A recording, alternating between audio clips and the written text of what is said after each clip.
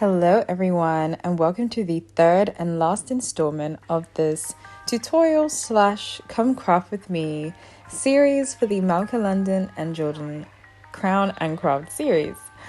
I started off with some embroidery thread and some needles because I knew I wanted to do a little embroidery number as the last in the series, and I got some cowrie shells, which I've been finding difficult to say because Sasha says it in such a different way. I keep getting it wrong, but and a little thread cutter. And then I was ready to get crafting.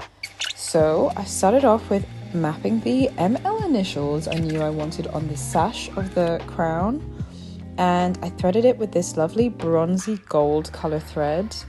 And I quite quickly realized how difficult it is to sew freehand without an embroidery hoop. And even though I'd been sewing for the last few days before this tutorial, it was quite hard on such a big piece of material. So you can see I actually did some stitches too tight, and I was trying to pull my L back into shape. But I ended up with some pulling and cutting, getting it okay in the end, which was nice. So I could move on to changing color and splitting my thread down from 7 strands to 2 strands and start the little star motif I also knew I wanted to have on my crown, which really fits this nice little festive season theme that we were going for. And I followed this little tutorial that I found on Pinterest, and you can also find on Pinterest on our board. So I did a good few of those, and then I wanted to just try a traditional 5-point star, like the ones that you do when you're a kid, just to have that really crafty, fun element on the sash that felt really handmade. And I went on completing the sash. And then last minute, because I enjoyed that process so much, I decided to add a little ML and star to the bonnet of the crown. So I got to mapping that out, but I'm not gonna lie, because it was last minute, I actually forgot to record it, the embroidery stage. So we're just gonna jump straight to the little cowrie moment. And because we are island gals, and the queens can be from anywhere, but because we are island gals specifically, Sasha and I just had to incorporate the cowrie, so we did. And then initially, when coming up with these design ideas for tutorials, I really was drawn to chain, and Sasha just happened to have one, and it really suited the color of the thread I had bought for the crown. So I just did some very simple invisible stitches, which is not as complicated as you think. I just did very small stitches to attach the chain to the crown, because you know what?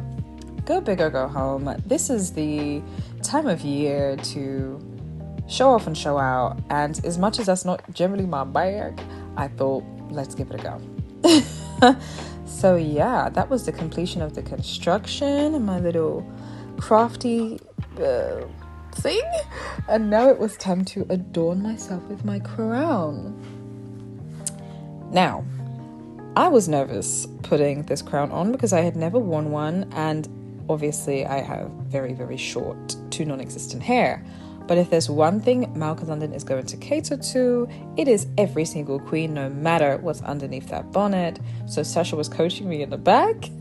And then it was time to tie and secure my bonnet to my head and transform into that wonderful Christmas crafty queen I had become. And I found that once you actually tie a crown a couple times yourself, you find a style and you find a technique that fits you. And it may not be for everyone, but it definitely, with some practice, was something I found quite beautiful. And I just loved the fact that I had made it my own, and I think that made me feel even more confident to wear it. And this was me. This was it. She was ready to take on the streets, ready to take on the office parties, the Christmas dues, the New Year's, all of that. And guys, this is the final result. I hope it has or can encourage you guys to try something new, try something out of the box, and kind of push you outside of your crafty comfort zone, or at least just make you laugh, And I cannot wait to see what you create. See you soon, Queens. Bye.